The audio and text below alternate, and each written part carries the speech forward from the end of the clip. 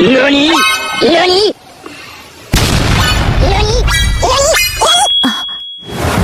Kok bisa guru dan siswinya seakrab ini? Waduh, ndak bahaya tak? Apakah film berjudul Carried Away ini se-offset itu guys? Dirilis pada tahun 1996, film ini nyeritain tentang seorang pria tua berusia 47 tahun yang belum pernah ngelakuin kegiatan yang penonton harapkan. Walaupun ia memiliki pacar seorang janda tua. Di tahun terakhir menjadi guru, ia kehadiran sosok murid barbar cantik yang perlahan mulai mewarnai kekosongan hidupnya. Waduh, barbar gimana tuh maksudnya? Sebelum lanjut ke ceritanya, jangan lupa untuk menggeprek tombol subscribe. Film dibuka dengan Joy atau Joseph yang sedang bermimpi. Flashback kejadian masa kecilnya.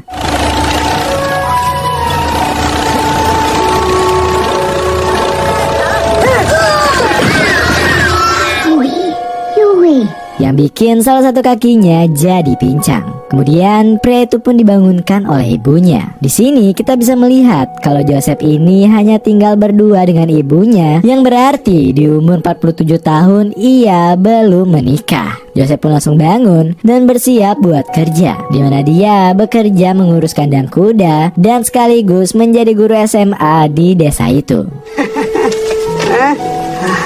Usai mengurus kandang, Joseph pun bersiap untuk mengajar di sekolah.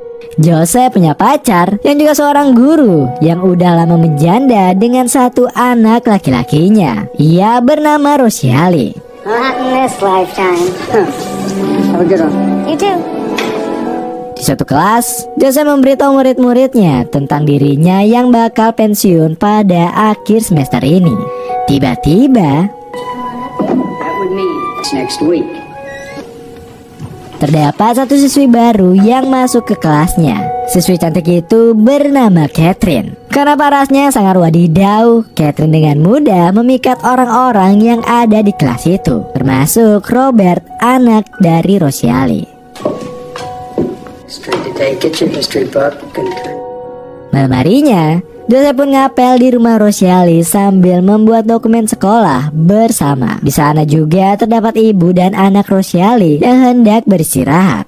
Di tengah kesibukan itu, Joseph pun membuka pembicaraan tentang masa pensiunannya yang sudah dekat. Ia berkata tentang arah hubungan mereka dan keinginannya untuk hidup berdua. Namun Rosiali merasa ia masih butuh waktu karena belum siap meninggalkan putranya, dan ia pun berjanji ketika putra sudah masuk jenjang kuliah mereka kemungkinan akan hidup berdua. Namun hal ini rupanya membuat Joseph kecewa karena ia merasa umurnya yang sudah terlalu tua dan bahkan ia belum pernah merasakan kebahagiaan dari pernikahan, apalagi melakukan kegiatan yang penonton harapkan. Namun tak seperti drama cinta anak muda cuy. Mereka berdua terlihat berdebat dengan secara kalem alias dewasa. Akhirnya dengan sopan, Joseph pun memutuskan untuk pamit pulang.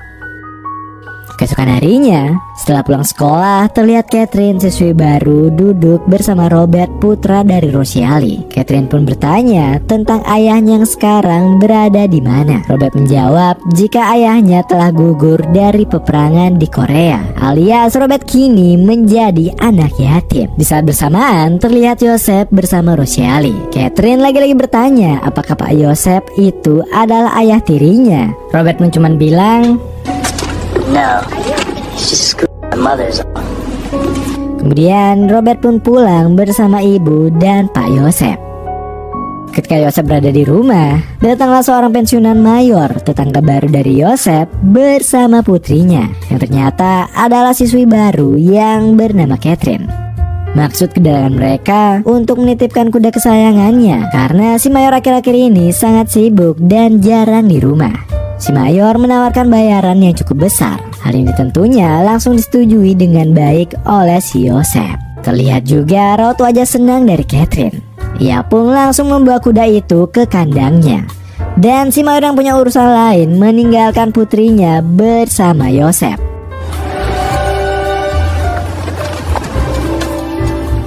Ketika di kandang, Catherine meminta Joseph untuk mengajarinya cara menunggangi kuda dengan benar. Apalagi ayah telah membayar Joseph dengan harga yang cukup mahal.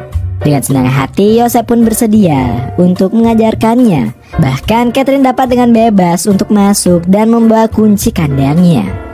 Sambil mengantar Catherine pulang, mereka pun berbincang tentang pribadi masing-masing. Mulai dari masa pensiunan Yosef yang hampir dekat, sampai cita-cita Catherine yang ingin menjadi aktris terkenal. Bahkan Catherine sempat memuji-muji betapa kerennya Yosef menjadi guru. Namun Yosef menganggap jika Catherine terlalu berlebihan. Ia hanyalah guru biasa. Di sini juga kita dikasih lihat kalau Yosef ini adalah orang yang hebat dalam berburu. Dia pun nyari bebek dan membawa bebek itu pulang.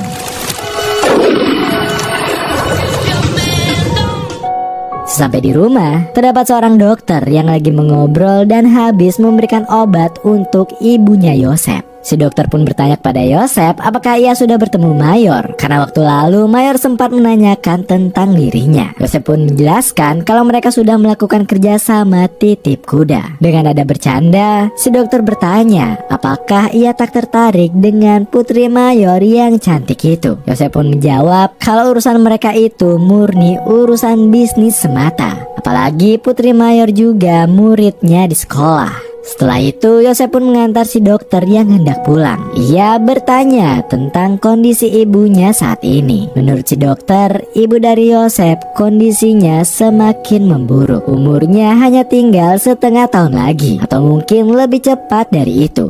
Yang berarti tugas Yosef di sini adalah untuk menjaga kondisi mental ibunya agar tak menjadi stres. Keesokan harinya ketika Yosef mengajar, terdapat gestur yang agak-agak gimana dari Catherine,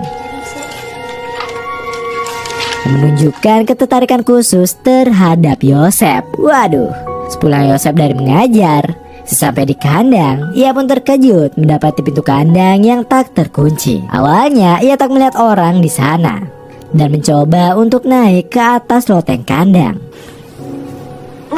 Ternyata Catherine sudah menunggu lama di sana. Yosef pun terheran-heran apa yang dilakukan gadis itu dan menghampirinya.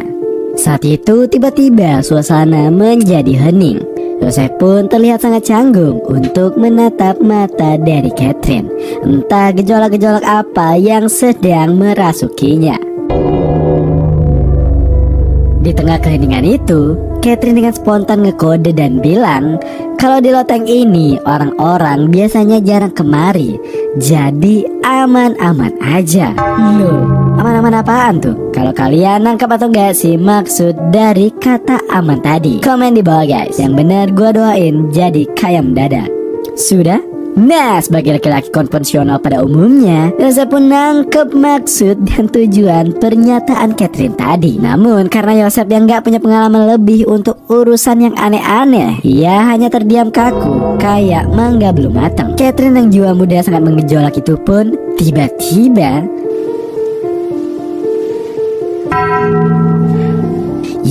Yosef pun terkejut, syok memandang pemandangan spektakuler itu. Namun Yosef yang tak siap dengan itu memutuskan untuk meninggalkannya. Waduh.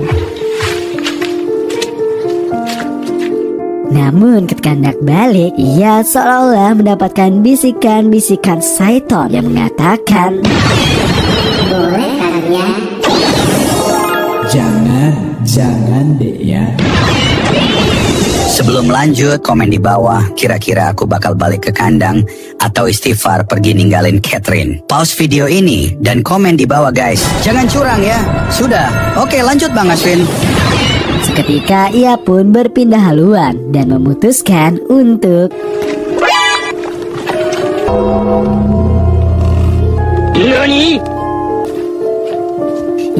layaknya laki-laki normal yang memiliki naluri untuk melepaskan hormon ketegangan. Ia pun mengambil kesempatan itu. Dan mereka akhirnya ngelakuin kegiatan yang penonton harapkan.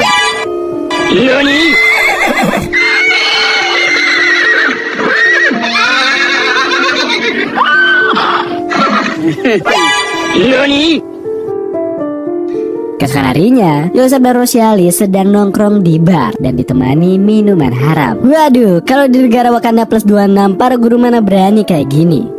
Ketika Yosef agak tipsi, terlihat raut wajah bersalah akibat kegiatan kemarin. Dia pun ngelemparin beberapa gombalan ke Rosiali, dan setelah itu mereka pun ngedatangi rapat pihak yayasan sekolah. Sil banget kalau di luar negeri, abis tipsi langsung rapat guys. Pada rapat itu Yosef dan Rosiali berusaha ngajuin agar kontraknya Yosef dapat diperpanjang. Namun pihak yayasan menolak itu, dan akhirnya rapat pun berakhir dengan Yosef yang kesal dan ninggalin ruangan itu. Karena kegagalan mereka dalam memperpanjang kontrak Yosef, hal ini membuat Rosiali memutuskan untuk mengalah dan bersedia untuk menikah, menjalin hidup berdua dengan Yosef.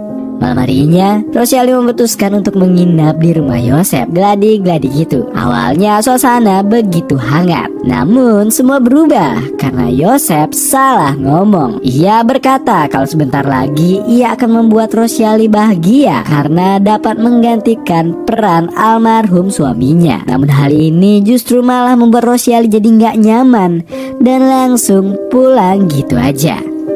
Karena ini Yosef malam itu menjadi galau sampai dia tak tidur dan malah mengkonsumsi minuman haram.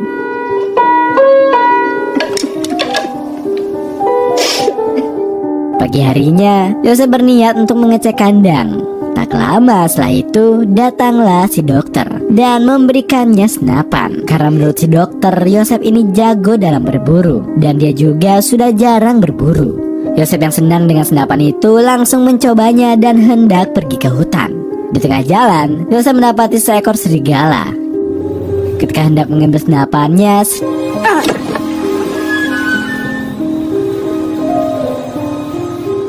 singkat cerita, Yosef pun kembali ke kandang kudanya. Sesampai di kandang kuda, lagi-lagi nih guys, Yosef dikejutkan oleh Catherine yang sedang menunggangi kuda, namun tak mengenakan sehelai benang pun. Waduh. Awalnya Yosef agak takut dengan kebarbaran Catherine dan berkata bagaimana jika orang lain yang masuk dan mengetahui hubungan mereka. Namun Catherine malah merayu pria itu dan berkata, Jesus, Catherine.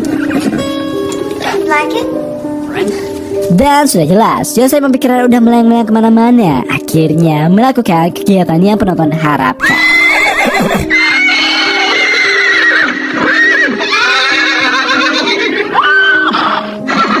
Malam harinya Yosef pun pulang ke rumahnya. Terlihat ibunya masih aktif memasak, menyiapkan makan malam. Di sini wajah Yosef masih kelihatan berseri-seri banget. Setelah itu ia pun ngerayain hari itu dengan bermain piano. Tak lama ibunya menghampirinya. Di sini ibunya yang sadar dengan kondisi fisiknya yang mulai rentan menasihati Yosef untuk segera menikah. Apalagi jika ibunya amit-amit wassalam, maka Yosef akan hidup sendiri. Yosef pun menjelaskan kalau dirinya sekarang belum siap karena belum merasa cukup mapan. Keesokan harinya, Yosef mengajar kelas menulis puisi kepada murid-muridnya. Ia mengatakan kalau puisi itu biasanya ditulis berdasarkan pengalaman pribadi sang penulis. Setelah itu, Yosef meminta salah satu muridnya untuk memegang sebuah lukisan. Dengan sukarela, Catherine yang demen sama Yosef maju ke depan. Yosef menerangkan kalau dari lukisan ombak ini saja kita dapat melihat dan berimajinasi tentang aroma atau suara ombak yang bisa ditulis menjadi puisi indah. Segala hal di sekitar dapat ditulis dan memiliki emosi yang sangat unik. Catherine terlihat salfok dan mulai menggoda Yosef. Ia berkata jika pria itu harus menulis puisi tentang hidupnya, seperti betapa indahnya merawat kuda di kandang. Waduh, sarkas Catherine di sini guys. Maksudnya pasti kejadian di atas loteng kandang guys. Tak lama datang Rosiali yang hendak menaruh peralatan belajar di kelas itu. Catherine yang barbar melanjutkan perkataannya dan bilang jika Yosef harus mengabadikan kisah cintanya juga menjadi puisi, karena itu begitu indah dan tak terlupakan. Rosiali yang mendengar itu malah positive thinking dan mengira kalau kisah cinta yang dimaksud Catherine adalah kisahnya dengan si Yosef. Rosiali pun berkata kepada Catherine kalau itu adalah ide yang menarik karena Yosef adalah penulis yang hebat. Namun Catherine pun seketika menjadi cemburu kepada Rosiali. Setelah kelas berakhir, Catherine mengumpulkan tugas puisinya. dan memberikan pesan kepada Yosef bertulisan ajakan untuk bertemu dan mengobrol hal yang sangat penting. Singkat cerita, Joseph pun nganterin Catherine pulang dengan mobilnya. Di perjalanan, Joseph pun sedikit kesal kepada Catherine karena telah menggodanya di kelas tadi. Ia tak mau ada orang lain yang mengetahui hubungan mereka. Namun Catherine malah berkata jika Joseph yang telah menggodanya duluan. Di sini Joseph mulai takut dengan hubungan ini jika amit-amit Catherine hamil karena dirinya. Ia pun bertanya, apakah Catherine sebelumnya pernah melakukan kegiatan yang penonton harapkan bersama orang lain? Catherine pun menjawab kalau dia sama sekali belum pernah dan malah menggoda Joseph dengan melepas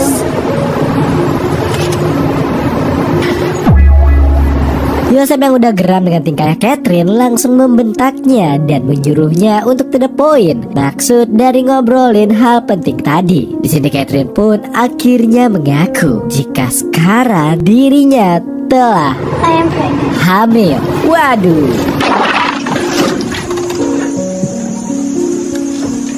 Joseph yang muak sekaligus takut dengan pernyataan Catherine hendak meninggalkan wanita itu beserta mobilnya. Akhirnya Catherine pun mengaku kalau ia hanya bercanda tentang kehamilannya. Dan lagi-lagi ia pun menggoda Joseph. Karena merasa dipermainkan, Joseph berkata jika ia tak akan lagi menyentuhnya atau bertemu dengan Catherine lagi. Namun inilah yang dilakukan Catherine.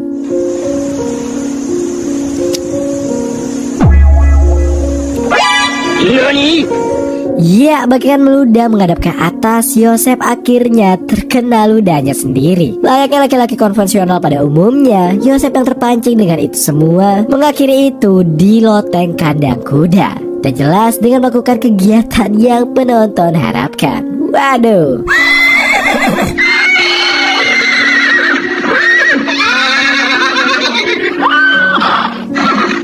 Sore harinya, Joseph menemani Rosyali berbelanja kebutuhan bulanannya. Ketika hendak balik, Rosyali pun bertanya apakah siswi dari Joseph di kelas tak ada yang pernah naksir kepadanya. Namun Joseph cuma ngeles dan bilang kalau itu nggak mungkin terjadi karena dia sudah terlalu tua untuk muridnya. Pembohong. Dengan sarkas Rosyali berkata mungkin ada, dan siswi itu bahkan menitipkan kuda di kandangnya Joseph. Waduh.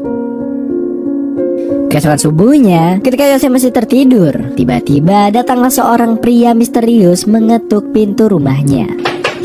Rupanya tamu itu adalah Major. Good morning, Joseph. si mayor yang mengetahui Joseph hobi berburu, mengajak pria itu untuk berburu. Saat sedang berburu, terlihat sikap gugup canggung dari Joseph. Ya iyalah canggung, bapaknya Catherine mayor cuy. Namun si mayor tak mengetahui tentang kejadian di kandang dan menganggap Joseph sedang kedinginan biasa. Setelah berburu, Joseph pun pulang dan di sana udah ada si dokter yang abis ngasih obat dengan dosis yang lebih tinggi kepada ibunya. Yang berarti kondisi ibu Joseph kini semakin memburuk. Joseph disuruh si dokter buat prepare dan ngumpulin semua keluarganya. Namun Joseph menjelaskan jika saudara-saudara kini telah hidup di daratan yang jauh. Bahkan ibu Joseph berpesan agar tak memberitahu sakitnya kepada mereka.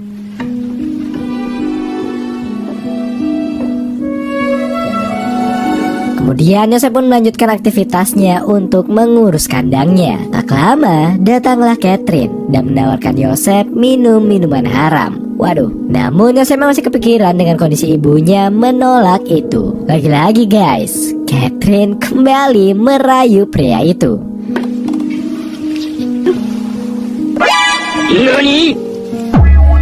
Di sini Catherine meminta mereka agar pindah ke rumah karena ia sudah bosan dengan suasana kandang ini. Namun Joseph menolak itu mentah-mentah. Karena merasa tertolak, Catherine menyindir tentang rencana pernikahan Joseph dan Rosyali. Joseph pun terkejut dan bertanya dari mana Catherine mengetahui itu. Rupanya Robert lah yang memberitahunya. Karena sebenarnya Robert juga tak setuju dengan pernikahan itu. Mendengar itu, di sini Joseph malah cemburu terhadap kedekatan Catherine dan Robert. Ia pun takut kalau Catherine menceritakan tentang hubungan mereka kepada Robert. Namun di sini Catherine berusaha meyakinkan Joseph kalau semua ini tak akan bocor kemana-mana. Ia sungguh mencintai Joseph.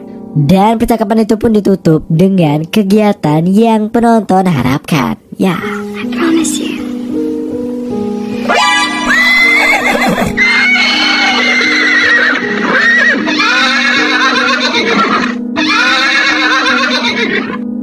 usai kegiatan itu, tiba-tiba Nani? What you doing? ya, betapa terkejutnya si dokter melihat Yosef dan Catherine seperti Adam dan Hawa. Waduh. Setelah itu, dokter dan Yosef pun ngobrol empat mata tentang kejadian di kandang. Dokter merasa kecewa terhadap apa yang telah ia perbuat. Ia pun memperingatkan Yosef kalau sekarang ia harus fokus dengan kondisi ibunya. Apalagi ayah dari Catherine itu adalah seorang mayor, penembak jitu, yang dimana jika ia mengetahui itu, maka kemungkinan hidup Yosef tak akan tenang sampai 7 turunan, 6 tanjakan. Ya elah. Di sini Yosef pun cuma bilang kalau mereka berdua sama-sama saling suka. Bahkan ia sangat senang dengan itu semua. Ia pun terus terang bilang kalau sebelumnya ia tak pernah melakukan kegiatan yang penonton harapkan, bahkan bersama Rosiali. Dan hal inilah yang menjadi alasan utama mengapa semua ini bisa terjadi. Manuk akal. Mendengar penjelasan tadi, si dokter hanya bisa berjanji jika ia akan menjaga rahasia ini dengan baik. Keesokan harinya, pada saat jam istirahat, Joseph dan Rosiali pun makan bareng di kantin. Di sana juga terdapat Catherine dan Robert yang sedang bermain biliar. Tak lama, Catherine pun menghampiri kedua pasangan itu. Awalnya, Catherine muji-muji Rosiali, hingga pada akhirnya ia pun ngasih tahu kalau Robert sering curhat dan mengatakan ia depresi akibat kehadiran Yosef di hidupnya. Tipis-tipis menjadi pelakor. Really upset about you and Joseph. Sontak hal ini pun membuat Yosef tak nyaman dan menyuruh Catherine untuk tak ikut campur dengan urusannya. Sepulangnya dari sekolah, Yosef mengantar Rosiali ke rumah. Sebelum berpisah, Rosiali membenci Catherine karena ia sangat perhatian dengan anaknya Robert. Setelah itu, wanita ini membasahi bibir Yosef. Yosef yang terbiasa melakukan kegiatan yang penonton harapkan dengan mudah bersama Catherine di mobil, hendak melakukan itu kepada Rosiali. Namun Rosiali malah menolak itu dan mengajak Yosef untuk pindah ke rumah aja. Namun hal ini membuat Yosef menjadi membandingkan Rosiali dan Catherine, dan ia pun memutuskan untuk pulang aja. Malam harinya, saat Yosef dan ibunya bermain piano bersama, di tengah lantunan nada, tiba-tiba sang ibu bertanya bagaimana hubungannya dengan Catherine. Sontak, Yosef pun terkejut dengan pernyataan itu. Ternyata sejak awal ibunya telah mengetahui hubungan mereka. Di sini Yosef sangat merasa bersalah dengan perbuatannya. Namun bukannya marah, sang ibu malah memaklumi itu, karena hampir semua laki-laki juga akan jatuh seperti Yosef. Tak lama penyakit sang ibu pun kambuh. Ibunya mengatakan kalau dirinya sangat menderita secara fisik. Kemudian Yosef pun akhirnya menggendong ibunya untuk beristirahat. Di malam itu, Yosef pun overthinking dengan semua yang dilakukan di dalam hidupnya. Mulai dari ibunya yang mengetahui hubungannya dengan Catherine, baik itu hubungannya dengan Rosiali yang mulai hambar. Bahkan dilemanya dia terhadap hubungannya dengan Catherine complicated. Pria itu mengisi kegelisahannya dengan minum minuman haram lagi. Saat sudah tipsi, ia pun memutuskan untuk menghampiri Rosiali di tengah derasnya curah hujan malam itu. Sesampai di sana, Rosiali pun terkejut dengan kedatangan Yosef dan marah kepadanya akibat suara Yosef yang tak terkontrol. Yosef yang sudah tipsi langsung to the point bilang kalau dia sangat resah dengan hubungan mereka karena tak pernah melakukan kegiatan yang penonton harapkan. Apalagi melihat umurnya yang sudah semakin tua, ia takut kalau dirinya is dead sebelum pernah merasakan apa yang orang normal rasakan. Perasaan dilema masih membayangi Rosiali. Hingga kini ia masih galau dengan kematian suaminya. Mendengar itu, Yosef yang sudah muak akhirnya. Awalnya Rosiali masih kekeh dengan pendiriannya, hingga pada akhirnya gelas demi gelas minuman haram diteguk oleh wanita itu. Dan tentunya minuman itu membuatnya menjadi tipsi. Akhirnya mereka pun ngelakuin kegiatan yang penonton harapkan. Hal ini tentunya membuat Yosef menjadi sangat bahagia dikarenakan keinginannya yang akhirnya kesampaian. Tapi bukan hidup namanya kalau semua berjalan mulus saja, karena tepat pada keesokan harinya ibu dari Yosef menghembuskan nafas untuk terakhir kalinya. Waduh, di titik ini perasaan Yosef tercampur aduk. Di satu sisi ia sedih karena ditinggal ibunya, di sisi lain ibunya tak merasakan penderitaan di dunia. Usai pemakaman dilaksanakan, orang-orang berkumpul di rumah Yosef. Rosiali pun berinisiatif ngumpulin surat-surat di rumah itu, yang kalau ia menemukan surat terakhir atau wasiat pesan terakhir dari ibu Yosef. Namun bukan menemukan surat dari ibu Yosef, Rosiali malah menemukan surat cinta yang berisikan kata-kata taksnono dari siswi teladan yang bernama Catherine. Kata-kata taksnono bagaimana kira-kira ya guys? Sebelum lanjut, komen di bawah prediksi kalian suratnya bertuliskan apa. Yang benar gua doain dapat iPhone dari Willy Salim. Bantu subscribe. Karena surat itu, Rosiali pun langsung marah dan menghampiri Yosef. Surat itu berisi, loh, isi surat itu adalah, itulah kurang lebih isi surat yang udah melewati proses terjemahan secara sopan. Kalau tulisan aslinya, video nanti kena dolar kuning guys. Rosiali sangat kecewa dengan tingkah laku Yosef. Padahal ia telah memberikan apa yang Yosef mau selama ini. Ia pun bersumpah tak akan memberikan kesempatan kedua lagi. Bagaikan jatuh tertimpa tangga, terkena bangunannya juga. Kini Yosef merasa hidupnya sudah tak berarti lagi. Ia pun mulai menghabiskan malam itu dengan minuman haram. Tak lama datanglah Catherine dan mendapati Yosef yang sudah mabuk berat. Pria itu pun memberitahu tentang hubungannya yang telah diketahui oleh Rosiali. Namun Catherine yang cinta terhadap Yosef malah memintanya agar menikahinya saja. Karena sudah muak, Yosef pun akhirnya menolak itu. Dan lagi-lagi Catherine ngeluarin jurus andalannya dengan mencoba menggoda dan mengunboxing dirinya.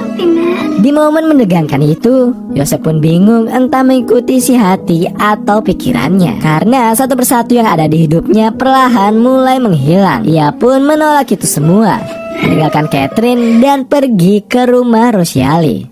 Pria tua itu mencurahkan semua penyesalannya dan memohon agar Rosiali mau memaafkannya dan menikah dengannya. Tapi Rosiali yang udah kecewa berat tak peduli dengan semua perkataan Yosef. Yosef yang masih ingin berjuang pun kekeh dan mutusin untuk tidur di rumah itu. Tepatnya tidur di sofa. Hal ini juga disaksikan oleh Robert. Namun Rosiali di sini masih sedikit peduli dan menyuruh Robert mengambilkan selimut untuk Yosef. Pagi harinya, si dokter berkunjung ke rumah Rosiali buat ngejelasin secara logika kalau semua yang terjadi di antara Yosef sama Catherine itu masih manusiawi. Karena latar belakang Yosef yang tak pernah merasakan bercinta dan juga keluarga Catherine yang broken home membuatnya tak pernah merasakan kasih sayang. Tapi si Rosiali masih belum bisa menerima kenyataan. Tak lama kemudian,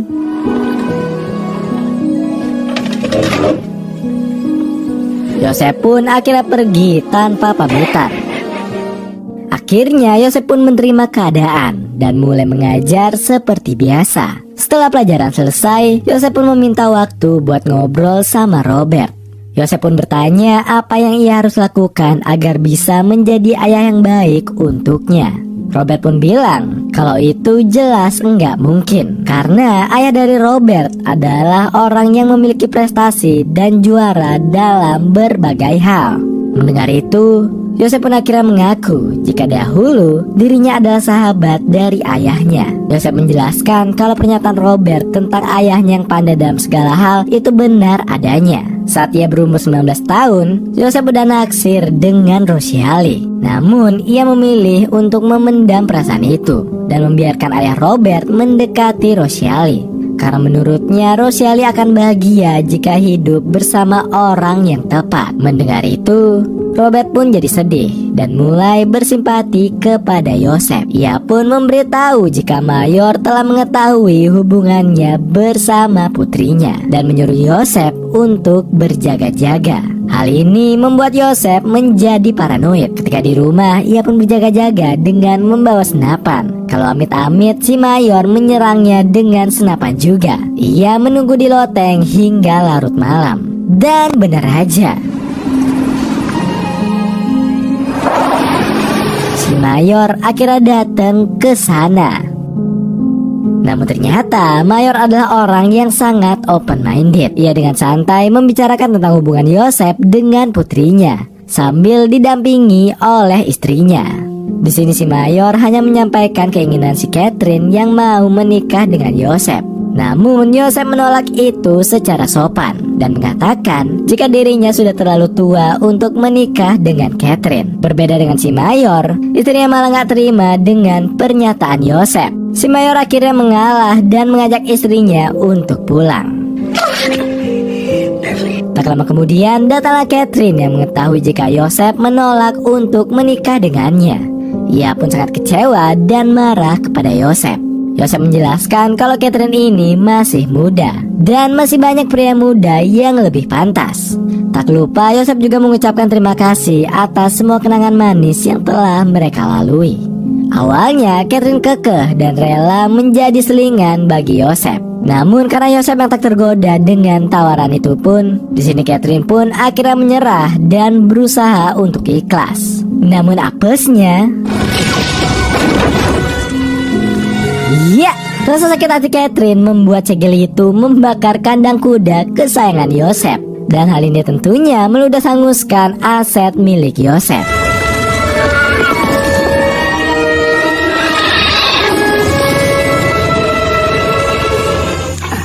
Yosef pun cuma bisa diam dan ngeratapi nasib dan semua kerugiannya.